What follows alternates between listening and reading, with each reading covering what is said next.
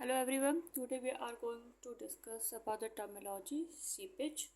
Seepage क्या होता है? हॉरिजॉन्टल फ्लो होता है वाटर का चैनल में, उसे हम क्या कहते हैं? उसे हम सीपेज कहते हैं। एक सिंपल सा कॉन्सेप्ट है इसका, जैसे कि ये हमारा फील्ड है, ठीक है। अब इसमें हमने इरिगेशन दिया। अब इरिगेशन देने के बाद क्या होता है, जो हमारा जो पानी जो होता है जब फुलफिल हो जाता है, जब सॉइल एब्जॉर्ब कर लेता है अपनी कैपेसिटी के अकॉर्डिंग, पानी को जब एब्जॉर्ब कर लेता है तो क्या होता है, जो एक्स्ट्रा जो पानी जो होता है वो हमारे बाउंड्री के, जो फील्ड की जो बाउंड्री होती है, जो हमारे अगल बगल की, तो बगल की ओर फ्लो करने लगता है वो, ठीक है। फ्लो करने लगता है तो इधर पानी जाने लगेगा, तो क्या होगा, लॉस होने लगेगा। तो लॉस होने की प्रोसेस को ही हम क्या कहते हैं, हम सीपेज कहते हैं। तो अगर जिसके बगल में कोई फील्ड है तो हम देखेंगे वहाँ पे भी हल्की हल्की एक नमी सी हमको देखने को मिलेगी। अब इसमें आया सेकेंड लाइन कि water loss from the irrigation channel और canal is vainly to the seepage. मतलब कि ज़्यादातर हमने देखा है कि जो वाटर जो लॉसेस जो होते हैं कैनाल्स में, जो इरिगेशन जो कैनाल, वो सीपेज के थ्रू ही होते हैं। अब सीपेज के थ्रू कैसे होते हैं? सपोज ये हमारा कैनाल है, ठीक है, ये हमारा कैनाल है और यहाँ पर हमारा फील्ड है। मान लो कैनाल काफ़ी दूर है, तो अब जो काफ़ी दूर है तो ट्रैवल करने में टाइम तो लगेगा ही पानी को। तो क्या होता है कि जब हम ऐसे पानी जब हम देते हैं, पानी जब जाता है तो ज़्यादा दूरी की वजह से वो पानी जो है अपने बाउंड्री के आउटर एरिया में भी फ्लो करने लगता है।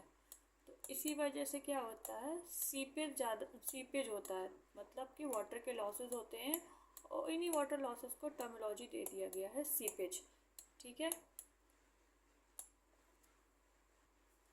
ठीक है, अब इसमें ये क्यों कहा गया ज़्यादा होता है, क्योंकि जाहिर सी बात है फील्ड में तो और भी तो लॉसेस होते हैं, जैसे पर्कुलेशन हो गया, लीचिंग हो गया वगैरह, ये सभी लॉसेस होते हैं। लेकिन जो कैनाल्स में होते हैं, जो मेनली वो सीपेज के वजह से ही लॉसेस ज़्यादा होते हैं। अब नेक्स्ट आया हमारा नेक्स्ट टर्म पर्कुलेशन। तो जिस तरीके से हमने देखा कि सीपेज में क्या है, हॉरिजॉन्टल फ्लो होता है एक तरीके का, लेकिन पर्कुलेशन में हमारा क्या है, डाउनवर्ड फ्लो होता है इसमें। तो लिखा क्या है, downward movement of water through saturated soil in response to gravity. मतलब क्या है, डाउनवर्ड मूवमेंट है। किसका मूवमेंट हो रहा है? वाटर का हो रहा है। किसके थ्रू हो रहा है? सैचुरेटेड सॉइल के थ्रू हो रहा है।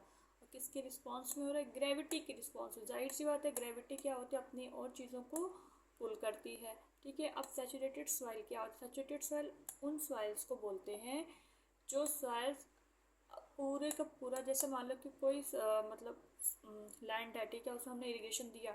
अब वो जो इरिगेशन जो है उसमें जो सॉइल जो मौजूदा जो सॉइल जो होगी वो सारे पानी को एब्जॉर्ब कर लेती है। जो एब्जॉर्ब कर लेगी तो वहाँ पे क्या, अब कोई भी क्षमता नहीं है उसका और पानी एब्जॉर्ब करने की।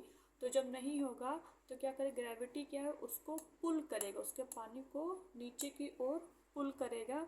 और नीचे की ओर जब पुल करेगा तो पानी क्या होता है, नीचे की ओर फ्लो होने लगेगा, जिसको हम बोलते हैं डाउनवर्ड मूवमेंट। जैसे कि ये डायग्राम में देखिए, ये डायग्राम है। पानी जो है यहाँ पे पर्कुलेट हो रही है, ठीक है, पर्कुलेट होते होते वो नीचे की ओर आ गई और ये जाके लेक में मिल गई, ठीक है। तो इसको हम बोलते हैं, तो जब लेक में मिले तो यहाँ जब पहुँच जाएगी तो हम इसको बोलेंगे ग्राउंड वाटर है, और प्रोसेस को क्या बोलेंगे, पर्कुलेशन है। लेकिन ये ज़रूर याद रखें कि यहाँ पे सिर्फ और सिर्फ किसका हो रहा है, पानी का वो हो रहा है, हाँ, पानी का डाउनवर्ड मूवमेंट हो रहा है। यहाँ पे न्यूट्रिशंस का नहीं हो रहा है।